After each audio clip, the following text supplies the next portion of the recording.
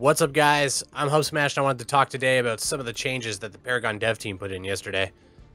I'm not going to go through every change, just the changes that I feel are most significant to the game, and there's 3 major changes and 1 significant one that I wanted to talk about.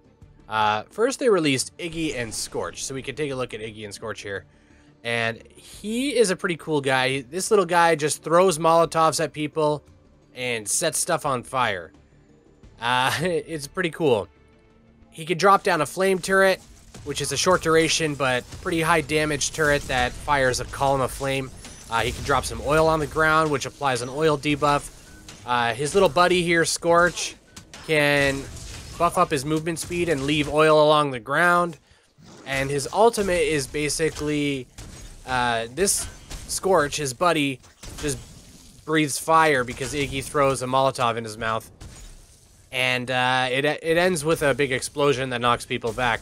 The oil that gets put on the ground, if enemies get oil on them, they get the oil debuff, and then any of Iggy's fire abilities or Scorch's fire abilities will cause the oil to ignite, which will deal some burst damage and set the target on fire. The second major change is the movement speed changes. This is what I'm most excited about for this patch. It brings a 12.5% movement speed increase overall and also works to remove or significantly reduce any movement penalties incurred. So base movement speed of heroes is now 420 for ranged and 472 for melee. And they also buffed the movement speed altering cards and effects. And you can see your movement speed in the card purchase UI when you're in a match. So let's just talk about the new deck builder with the card linking changes. We click new deck here and let's just choose Murdoch. We're going to go in and we're going to choose Archmagus for the Prime Helix. And then we're in this different screen that we're not used to yet. And really, they've removed the filter. They're going to be building the filter in and everything like that. It's going to be easier to sort through this, I'm sure, once they work through the UI. They just wanted to get us to test the card linking before, and wanted to get it out to us quicker, I guess. So what you can do here is you can select the card that you want to do. And typically, so if I'm going to buy a Micro Nuke on Murdoch, I'm usually going to buy this as my first card. And I'm going to fill it with 2 cost cards. And usually what I'll do is I'll throw in 2 casts and a wound. This spikes my crit up to 12%. And it gives me pretty significant early game advantage because this card only costs me 9 card points to build. So once I get 6 card points, or sorry, once I get 9 card points, I can go back and build this card fully. Whereas my opponent, if they're building 3 card point cost cards and 3 card cost upgrades, they're going to be behind me. They won't have that full card build. So I'll have a power boost over them. But anyway, so this might be how I always build this card. I know this is how I always build this card. So I click link and add, and now these are the options that I'm going to have when I build this card. So the other thing I can do is let's say I want to just add a couple spears in. So I just throw a few Spear of the Rift Hunters in for some reason. I know that this doesn't make sense for Murdoch. I'm just trying to, just bear with me. I'm just giving an example here. So these are just basically general cards and they can be used however. I can go into my upgrades and I can add general upgrades, generic upgrades, and these are separate from the linking. And basically this just allows the diversity. So if you don't want to link upgrades to cards, you don't have to do that.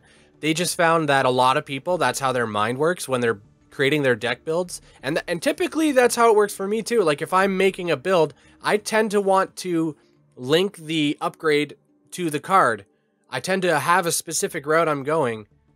I might want some diversity here or there, but this just allows for more flexibility and also reduces the amount of or potential for error.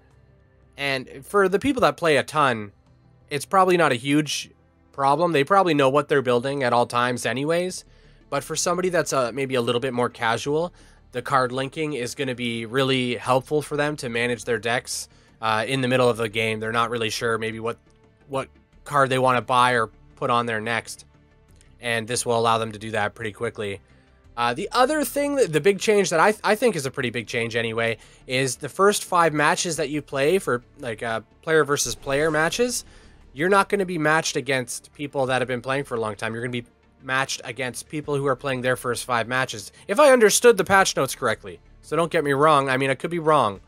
But it sounds like they're making an attempt to match new players versus new players, because the matchmaking right now, you could kind of get into a game and you'd be versus people that are, you know, higher level. They got better cards. They know what's going on. And this should allow for a more even playing field. I'm sure there's some parameters around there, like, you know, if it's searching for a game for too long, it'll probably just fill in the slot or something like that. I'm not 100%, but I do think that that's a better change. I think that I personally, if I'm just starting a game, if I've never played this before, I'd much rather wait an extra minute or so to queue up and to get that match and play with people of my skill level or new players like me, than jump right into this match with people with good cards and things and they know what's going on. That's a little bit intimidating for me, I think. So that's about it for the Paragon Update 24. I'm Hubsmash, and if you enjoyed this video, click that like button. I'd really appreciate it. It really helps out the channel. Let me know what you think of the changes in the comments. Specifically, I'm most interested in the movement speed changes. I want to know if you guys think that that's a good change, if you think that maybe it should be higher. They've said that pretty much they're not going to raise it. But I'm just curious what the community thinks. So if you have any feedback on that, let me know. And if you haven't already, consider subscribing. Thanks so much, guys, and take care.